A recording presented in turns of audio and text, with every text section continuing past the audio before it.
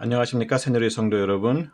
오늘 2020년 9월 26일 새벽 예배 시간을 맞이하여서 저는 갈라디아서 3장 23절부터 29절의 말씀을 가지고 율법의 유효 기간이라는 그러한 제목으로 여러분과 함께 말씀을 나누기 원합니다. 우리 다 같이 갈라디아서 3장 23절부터 29절의 말씀을 찾으셔서 한 목소리로 합독하도록 하시겠습니다. 다 같이 합독하시겠습니다. 믿음이 오기 전에 우리가 율법 아래 매인바 되고 계시될 믿음의 때까지 갇혔느니라. 이같이 율법이 우리를 그리스도에게로 인도하는 몽학선생이 되어 우리로 하여금 믿음으로 말미암아 위롭다함을 얻게 하려 함이니라. 믿음이 온 후로는 우리가 몽학선생 아래 있지 아니하도다. 너희가 다 믿음으로 말미암아 그리스도 예수 안에서 하나님의 아들이 되었으니 누구든지 그리스도와 합하여 침례를 받은 자는 그리스도로 옷 입었느니라. 너희는 유대인이나 헬라인이나 종이나 자주자나 남자나 여자나 없이 다 그리스도 예수 안에서 하나이니라. 너희가 그리스도께 속한 자면 곧 아브라함의 자손이요 약속대로 유업을 이을 자니라. 잠시 기도하겠습니다. 사랑의 하나님 아버지, 오늘 주님이 주신 그 귀한 말씀을 가지고 주님의 귀한 은혜를 나누기 원합니다. 주의 성령께서 말씀을 전하는 자나 말씀을 듣는 자의 그 심령을 주장하여 주셔서 성령으로 충만케 하시고 주님의 은혜가 충만토록 역사하여 주시옵소서. 감사드렸고 우리 주 예수 그리스도 이름으로 기도드립니다. 아멘. 우리들이 먹는 모든 음식과 약품에는 유효기간이 있습니다. 어느 일정 기간만 먹을 수 있고 또 그 기간이 지나면 먹을 수 없다는 그 일종의 경고의 표시로서 그 식용 가능한 기간을 박스 한 모퉁이에 표시하고 있는 것입니다. 이것은 일종의 유통기간인 것이죠. 우리들이 그러한 유효기간에는 얼마나 민감하게 반응을 합니까? 유효기간에서 하루만 지난 것을 발견하여도 우리는 깨림칙하게 여기고 대부분 먹지 않고 그대로 쓰레기통에 버리는 것이 우리들의 모습 아닙니까? 그런데 그러한 우리들이 유독 유효기간이 훨씬 지났음에도 불구하고 미련을 버리지 못하고 계속하여 품에 끼고서는 중요하게 여기는 것이 우리들 삶 가운데 한 가지가 있습니다. 그것이 무엇일까요? 그것은 바로 하나님이 모세를 통하여서 그의 백성들에게 주셔서 광야 생활 가운데에 그들의 삶의 지침서 역할을 하였던 율법인 것입니다. 율법에는 분명 유효기간이 있습니다. 명시된 유통기간 이후로는 그 율법은 아무런 효력이 없는 것임에도 불구하고 우리는 여전히 기간이 다하여 효력을 다한 그 율법을 지키고 수호하기 위하여서 목숨을 거는 그러한 어리석음을 행하고 있는 것입니다. 우리에게는 분명 율법보다 더 귀중하게 생각하여야 할 하나님의 언약이 있습니다. 갈라디아서 3장 8절 9절의 말씀은 이렇게 말씀하십니다. 또 하나님이 이방을 믿음으로 말미암아 위로 정하실 것을 성경이 미리 알고 먼저 아브라함에게 복음을 전하되 모든 이방이 너를 인하여 복을 받으리라 하였으니 그러므로 믿음으로 말미암은 자는 믿음이 있는 아브라함과 함께 복을 받느니라. 하나님은 아브라함을 통하여서 이스라엘 백성들을 하나님의 자녀로 불러주셨을 뿐만 아니라 또한 저와 여러분과 같은 이방인에게도 하나님의 자녀가 되는 권세를 허락해 주심은 모두 하나님께서 아브라함에게 주셨던 하나님의 언약 때문이었습니다. 그 언약은 아브라함이 아버지 데라를 쫓아서 갈대아 우르를 떠나 가나안 땅으로 향하던 중에 그의 아내 사레가 아직 잉태하지 못함으로 자식이 없었을 때에 하란에 머물고 있던 아브라함에게 하나님께서 나타나셔서 복을 주시며 약속하신 말씀인 것입니다. 창세기 12장 1절 2절에 이 말씀이 나와 있죠. 여호와께서 아브라함에게 이르시되 너는 너의 본토 친척 아비집을 떠나 내가 네게 지시할 땅으로 가라. 내가 너로 큰 민족을 이루고 네게 복을 주어 내 이름을 창대케 하리니 너는 복의 근원이 될지라 라고 축복하셨습니다. 이에 아브라함은 여호와의 말씀에 순종하여서 그 말씀을 쫓아갔습니다. 이에 대하여 히브리서 11장 8절은 믿음으로 아브라함은 부르심을 받았을 때에 순종하여 장래 기업으로 받을 땅에 나아갈새 갈 바를 알지 못하고 나아갔으며 라고 우리들에게 중고하고 있는 것입니다. 약속은 반드시 지키기 위하여서 있는 것입니다.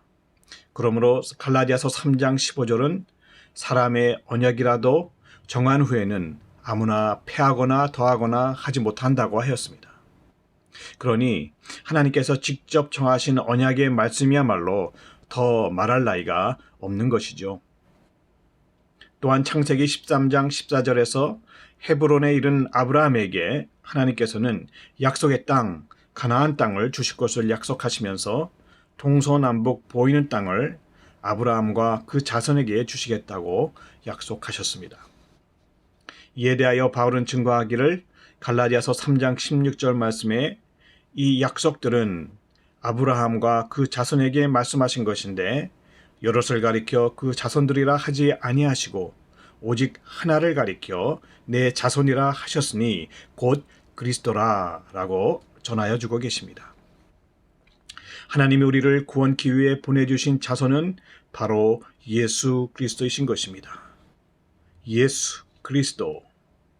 네, 그렇습니다.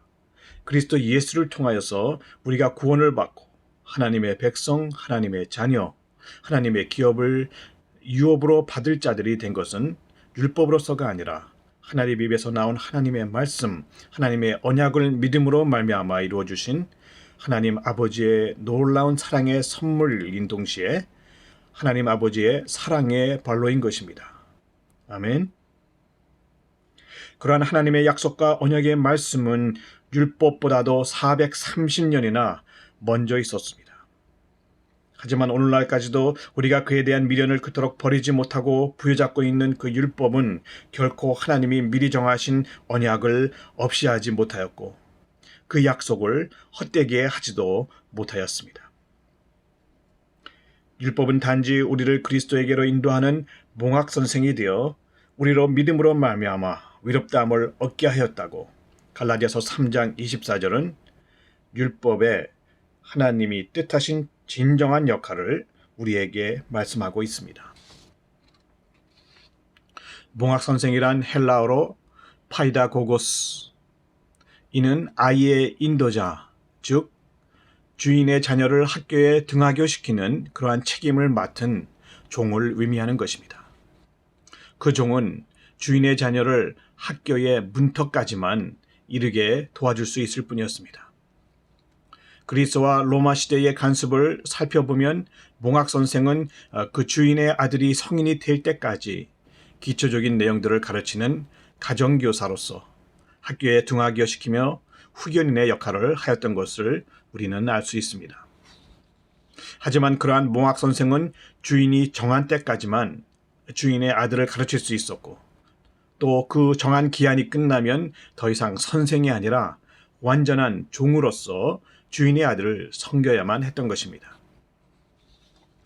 이처럼 몽학 선생의 목적과 한계가 분명히 정해져 있었던 것처럼 율법에도 율법의 목적과 기한이 분명히 정해져 있었습니다. 율법에 그 목적과 기한이 있다는 것은 분명 율법이 하나님의 계획하심으로 인한 하나님의 선한 의도가 있는 우리에게 아주 귀중한 것임을 보여주는 것입니다. 율법의 목적은 무엇입니까? 율법의 목적은 참 스승 되신 예수 그리스도에게 우리들을 인도하는 것입니다. 그렇다면 율법의 기한은 언제까지입니까? 율법의 기한은 그리스도의 그 십자가, 그리스도 십자가의 구속사역의 완성으로 율법의 요구가 다 이루어질 때까지만이 그 기한으로 정해진 것입니다. 그러므로 갈라디아서는 율법의 기한을 19절에 약속하신 자손이 오실 때까지, 그리고 23절에 계시될 믿음의 때까지라고 밝히고 있는 것이죠. 약속하신 자손 예수 그리스도가 오실 때까지, 계시된 믿음 예수 그리스도를 믿는 믿음의 때까지가 율법의 기한인 것입니다.